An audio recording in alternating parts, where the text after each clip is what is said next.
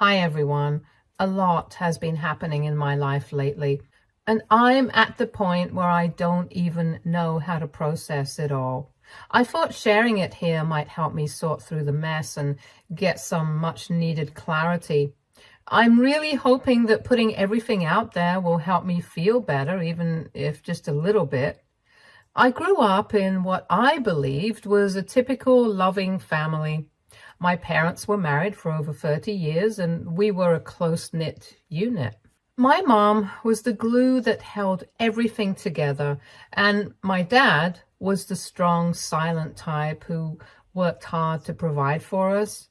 My mom's passing was unexpected and hit us all hard, but it devastated my dad the most. He was utterly lost without her, and I could see the loneliness eating away at him.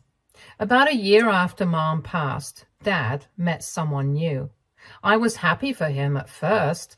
I wanted him to find love again, and I thought this new lady, Jenny, might be what he needed to start healing. Jenny was around Dad's age, divorced, and had 2 kids from her previous marriage.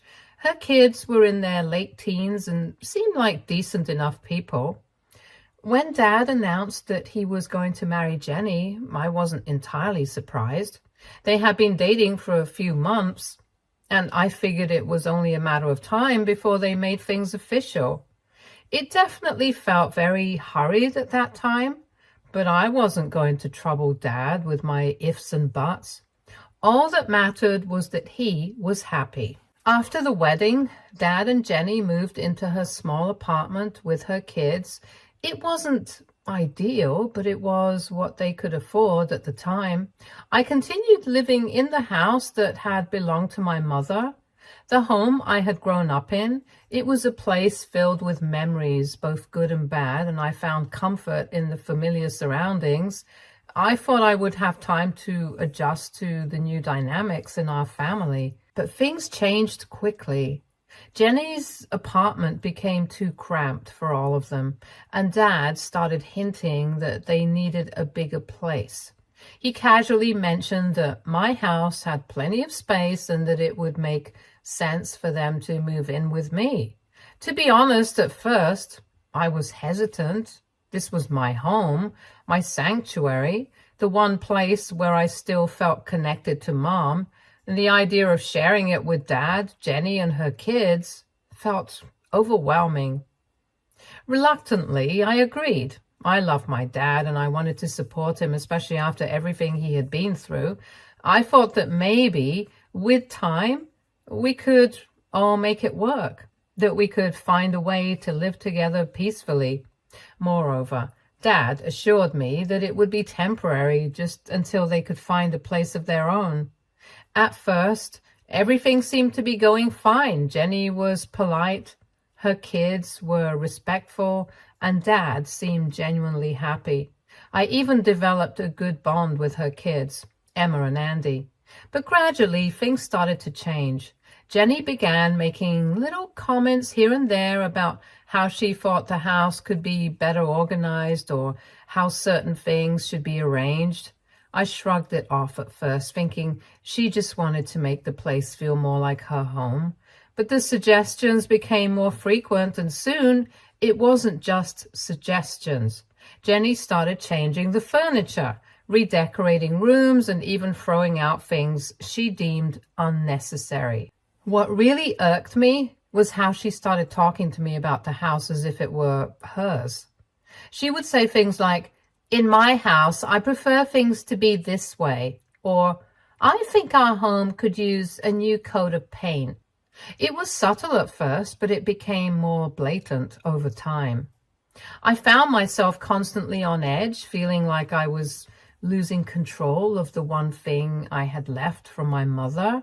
The house was supposed to be my safe haven, the place where I could hold on to the memories of her. But it was slowly becoming something unrecognizable. Every time Jenny made a suggestion, it felt like another piece of my mother was being erased. I tried to push back to assert my ownership of the house, but Dad always stepped in, trying to play peacemaker, urging me to be more understanding. The final straw came when I found out that Jenny had made plans to renovate the kitchen without consulting me. She had already contacted contractors and was discussing designs with them as if she were the owner of the house. I was livid. This was my home, the place I grew up in, the house my mother had loved and cared for, and Jenny was treating it like it was hers to do with as she pleased. It turns out that Dad had been telling Jenny a completely different story all along. He told her that the house was technically his, inherited through my mother, and that he was graciously letting me stay there because it was my childhood home. But now that they were married, the house was essentially theirs. He had led her to believe that once they moved in, she could take charge and make the house her own, as a way of starting fresh and moving on from the past. When I finally sat down to discuss my concerns with Jenny, I was shocked to hear her perspective. She explained that Dad had assured her the house was now hers to manage and redecorate as she saw fit, and that my presence there was merely temporary. She said that since she was now the lady of the house, she felt it was her responsibility to make it feel like a home for everyone. I was floored, but I knew Jenny wasn't at fault here. It was my dad. He was the one who lied to her, so I calmly told Jenny that this was my mother's generational home, a place that had been in our family for decades, and that my mom had passed it down to me specifically. I told her I didn't care what Dad had told her or what kind of arrangement they had, but the house was mine, and I didn't plan on changing its layout or appearance anytime soon.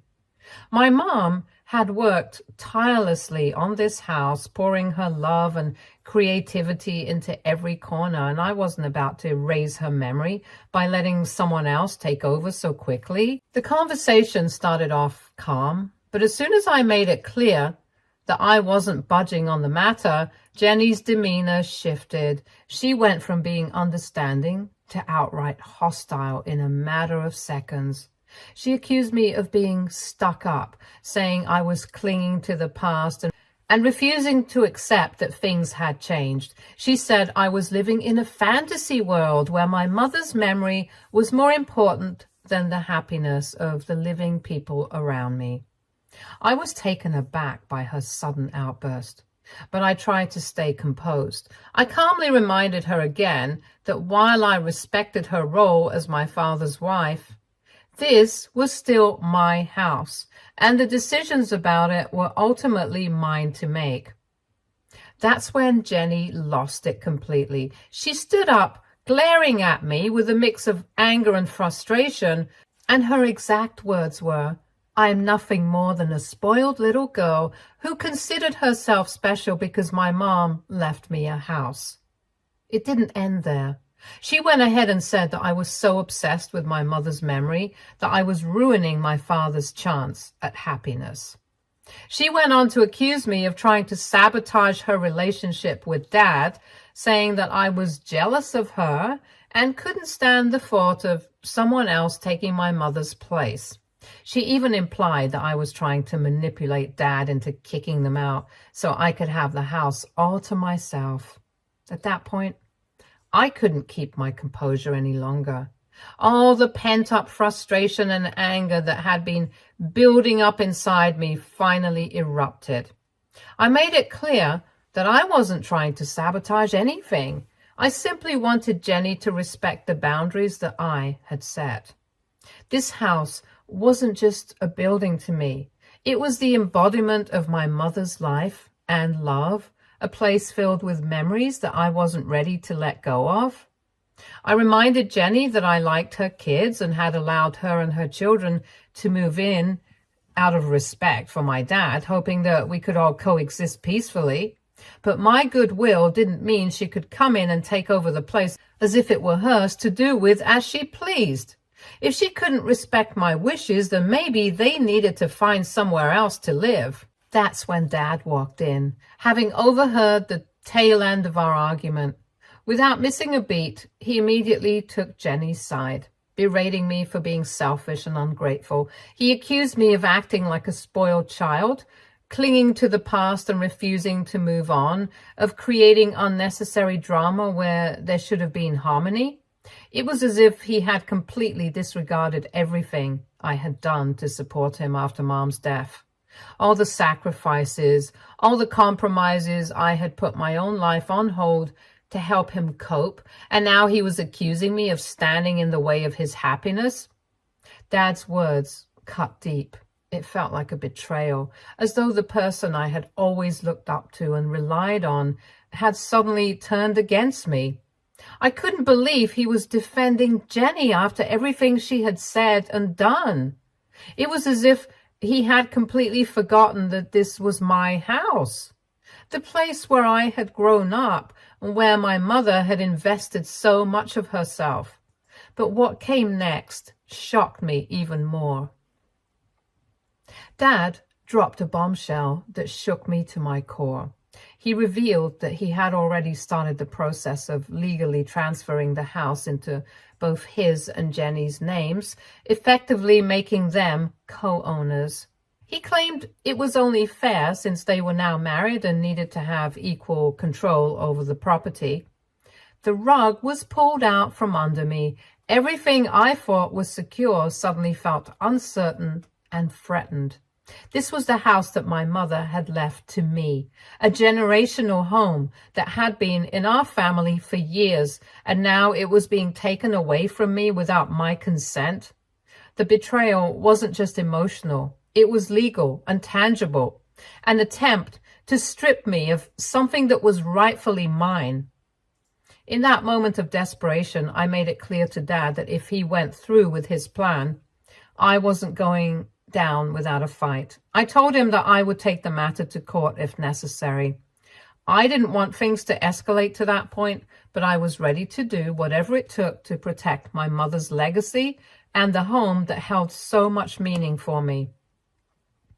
The thought of losing the house, not just to Jenny, but to anyone, was unbearable. Jenny's reaction was dismissive and condescending. She scoffed at my threat, clearly believing that I didn't have a leg to stand on. She accused me of throwing a tantrum, of being a petulant child who couldn't accept change, and of trying to manipulate the situation to get my way. But as she spoke, I could see the unease in Dad's eyes. He knew that I was serious, and that this could turn into a legal battle if he didn't reconsider. I couldn't bear looking at Dad for another minute. The man who had always been my protector, the one who had guided me through life, was now standing beside someone who seemed intent on tearing down everything my mother had built. For a brief moment, I could almost understand it from Jenny's perspective. We didn't know each other well, and perhaps she didn't fully grasp what this house meant to me. But this wasn't just Jenny's doing. This was my father, the man who had loved my mother for decades, trying to take away the one thing she had left for me. He was willing to change it, to give it away. And worst of all, he was doing it behind my back. It was revolting. I couldn't stay there any longer.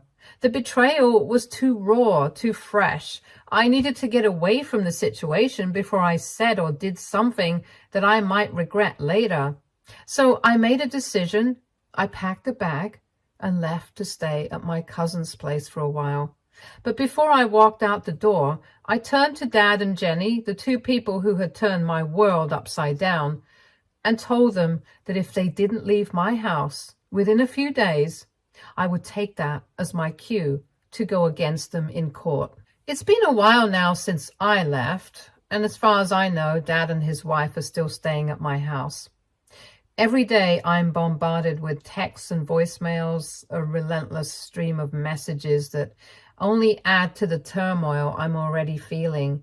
Dad's messages are filled with pleas to come back and discuss everything, once again, as if we could just sit down and talk our way out of this mess.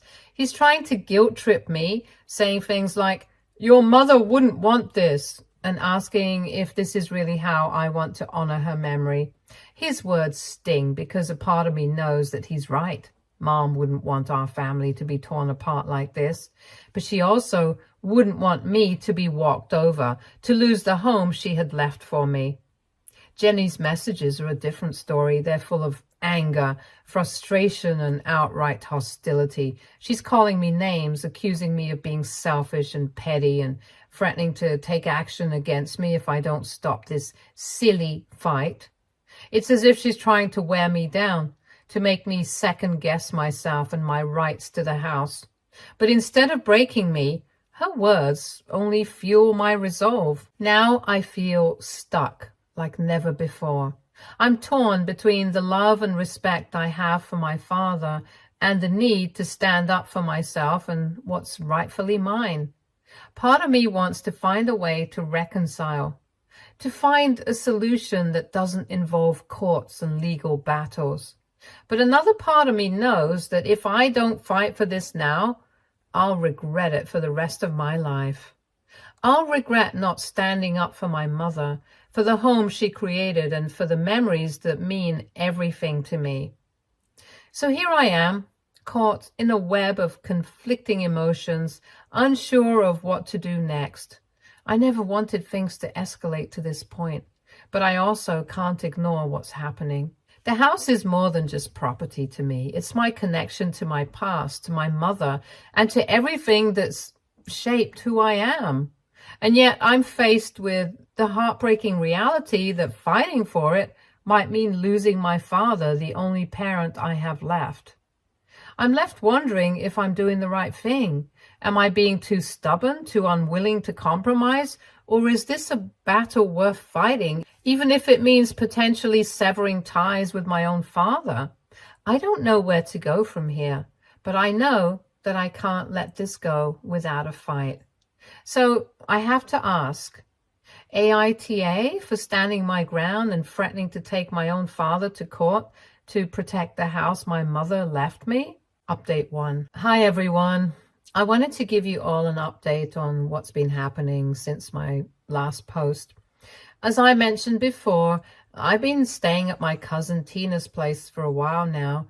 Tina and I have always been close, more like sisters and cousins, and she's been a rock for me during this whole mess. We've been best friends since the day we were born, practically inseparable. So when I showed up on her doorstep after everything went down, she welcomed me with open arms. After I told her the whole story, Tina was furious on my behalf. She couldn't believe what Dad and Jenny were trying to do. And she didn't mince words when she said I needed to fight back. She pointed out, just like many of you did, that walking away from my house after their tantrum could easily be seen as a sign of weakness, a signal that I was too scared to stand up for myself. Tina's not one to back down from a fight, and she made it clear that I shouldn't either. She also reminded me that if I let this slide, I'd be giving them the power to walk all over me, and that's something neither of us could stomach. Tina connected me with a lawyer she knows, someone she trusts and who's helped her with legal matters in the past. We've started discussing the case in detail, and I have to say, I'm feeling more confident now than I did before. The lawyer thinks we have a strong claim, especially since we have Mom's will, which explicitly states that the house is mine. Not only that, but there's also a letter Mom wrote to me in her last days. It's a deeply personal letter, one that I've cherished since she passed, and in it, she mentions that she wants me to have the house because it's been passed down from one woman to another in our family for the last 3 generations. That letter is more than just a piece of paper. It's a testament to my mother's wishes, and it holds significant emotional and legal weight. Of course, I don't want things to get ugly if they don't have to. I'm not looking forward to the prospect of a long, drawn-out legal battle with my own father.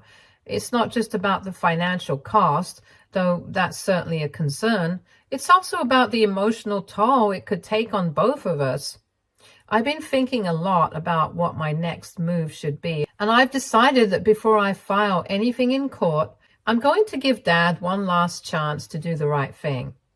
My plan is to go back to the house and lay it all out for him.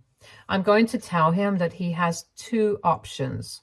Either he and Jenny pack up and leave, or I'll have no choice but to move forward with the lawsuit. I'm not making this decision lightly, and I'm certainly not doing it out of spite, but I can't let them take away what's rightfully mine, especially not something as important as the home my mother left me. I know this might be my last chance to resolve things peacefully, and I'm holding on to a small hope that Dad will see reason and agree to leave, but if he doesn't, I'm ready to fight for what's mine. Jenny, of course, is another story. She's been blowing up my phone with messages, most of them nasty and full of insults. She's calling me all sorts of names, accusing me of being a spoiled brat, and saying that I'm trying to ruin their lives. But honestly, I've reached the point where I don't care what she thinks of me. Her opinion means nothing to me. She's just my dad's new wife, and she doesn't get to rewrite the history of my family or take away my mother's legacy. I'm planning to visit the house very soon, and I have to admit, I'm nervous about what might happen. I'm walking into a situation that could go in any number of directions, and none of them are particularly appealing. But I'm determined to stand my ground no matter what. This isn't just about a house. It's about my family, my mother's memory, and my own sense of self-respect. Whatever happens, I promise to keep you all updated. Thank you so much for your support and advice. It's been a lifeline during this incredibly difficult time. I'll let you know how things go as soon as I have more to share. Update 2. Things have taken a turn for the worse, and I'm still reeling from what I discovered. I finally worked up the courage to visit my house, hoping maybe naively that Dad and I could have a rational discussion. I wanted to believe that there was still a chance to resolve everything without legal action, and that maybe, just maybe, he'd come to his senses. But any hope I had for making things easy was dashed the moment I arrived. When I pulled up to the house, I noticed something strange. There was a car in the driveway that I didn't recognize, and for a second, I thought maybe it belonged to one of Jenny's friends. But as I got closer, I saw Dad standing at the front door with another man, someone I didn't know. The look on Dad's face when he saw me was one I'll never forget. He was clearly shocked, as if he'd seen a ghost. He started stuttering, his face going pale, and I knew immediately that something was very wrong. I demanded to know who the stranger was, and to my absolute horror, he introduced himself as a real estate agent. My blood ran cold. A real estate agent? What was a real estate agent doing at my house? The truth hit me like a ton of bricks. Dad had been showing the house to potential buyers. He was trying to sell the house right out from under me, behind my back. Did he really think I wasn't coming back? Or worse, did he think I didn't care enough to fight for it? The anger that surged through me in that moment was like nothing I'd ever felt before. This was the home my mother had entrusted to me, the place where all my memories of her lived, and he was treating it like some disposable asset. I turned to the agent, and in the calmest voice I could muster, I informed him that the house was not for sale. I explained that I was the rightful owner and that any sale would require my approval, which, of course, was never going to happen. The agent, clearly taken aback, muttered something about having been told the house was on the market. He quickly realized he'd been lied to and made a hasty exit, leaving Dad and me standing in tense silence. I wish I could say that was the worst of it, but it wasn't. I stormed inside the house, and what I saw next nearly broke me. Everything had changed. All the personal touches that had made the house feel like home, my mom's favorite paintings, my childhood trophies and medals, the photos we'd taken over the years, were gone. In their place were gaudy antiques and random pieces of furniture that I'd never seen before. It was as if they had erased every trace of my mother and me from the house, as if they were trying to rewrite the history of the place to suit their own narrative. I felt like I was in a nightmare, one where everything familiar had been stripped away and replaced with something cold and unrecognizable. I couldn't take it anymore. The betrayal was too deep, too personal. I turned to Dad, the man who was supposed to protect me, who was supposed to honor my mother's memory, and I told him that I was done playing games.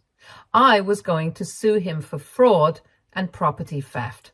I told him I had a lawyer, and if they weren't out of the house by the next day, my lawyer would be the one handling this from now on. There was no more room for negotiation, no more chances. I was through being the reasonable one. I cleaned my room and threw out all the things that had been stuffed there in my absence. I keep thinking, how had things gotten to this point? I never imagined that I'd be in a position where I had to threaten my own father with legal action and where I had to fight him to protect what was mine. The house had always been a place of comfort, of warmth, filled with the memories of my mother's laughter, her love, and her hard work. Now it felt like a battleground, a place of betrayal and loss. I couldn't help but think about how different things would be if Mom was still here. She would know what to do, how to navigate this mess with grace and wisdom. She would have been able to talk sense into Dad, to remind him of what truly mattered. But she's gone, and I'm left to fight this battle on my own. It's a lonely, heartbreaking realization, and its weight is almost too much to bear. What makes it even harder is thinking about Jenny's kids. They're innocent in all this, caught in the crossfire of their mothers and stepfathers' scheming.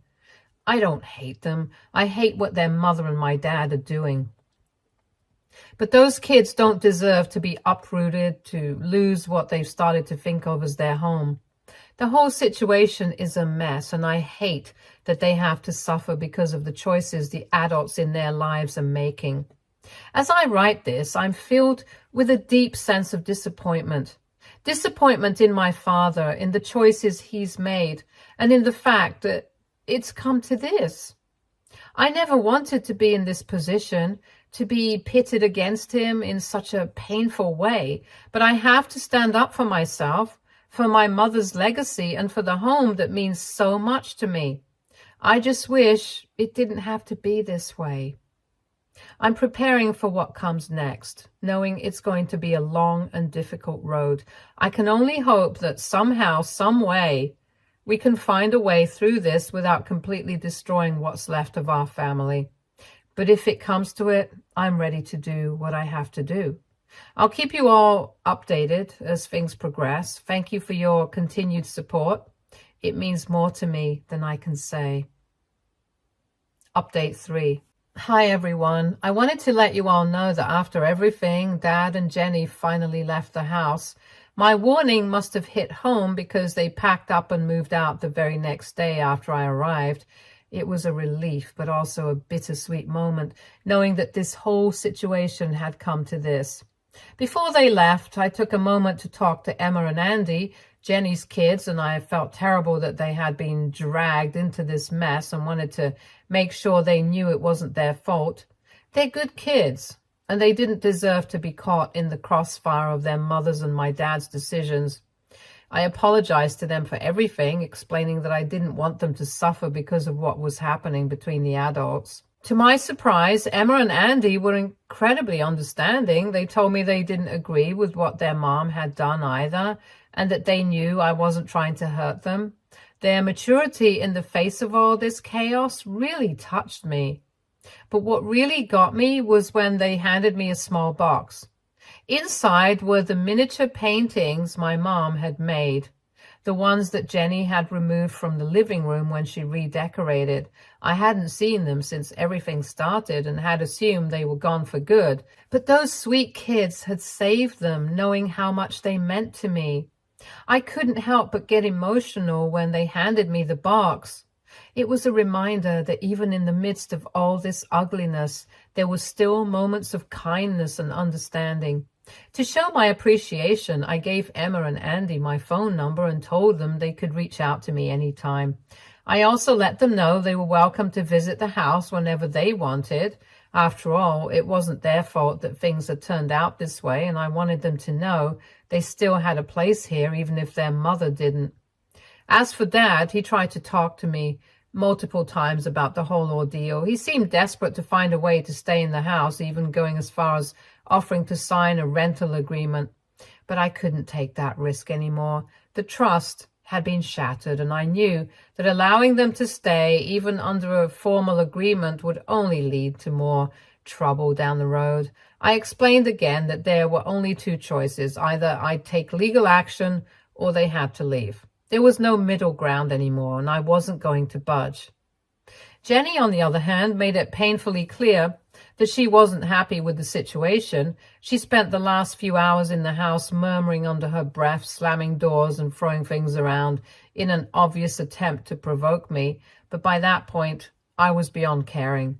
Her tantrums couldn't touch me anymore. As long as they got out of the house, that was all that mattered. Once they were finally gone, I felt a mix of exhaustion and relief. The house was mine again, but it was in a sorry state. I've been slowly restoring it to its former glory, putting everything back where it belongs and undoing all the changes Jenny had made. It's been a lot of work, but it's also been cathartic in a way. Every time I hang one of my mom's paintings back on the wall or replace a piece of furniture that had been moved, I feel a little closer to her, like I'm bringing her memory back to life in the home she loved so much. I'm taking things one day at a time, trying to move forward while honoring the past. It's going to take a while to fully restore the house, but I'm committed to seeing it through. This house is more than just a building. It's a symbol of everything my mom worked for, everything she valued, and I'm going to make sure that her memory lives on here, just as she would have wanted. I want to thank all of you for your support throughout this entire ordeal. Your advice, encouragement, and kindness have meant more to me than I can express. Knowing that there were people out there who understood what I was going through and had my back gave me the strength to keep fighting when things got tough. I couldn't have done this without you, and for that, I'll be forever grateful. Thank you from the bottom of my heart. Stay tuned for more stories from our girl relationships.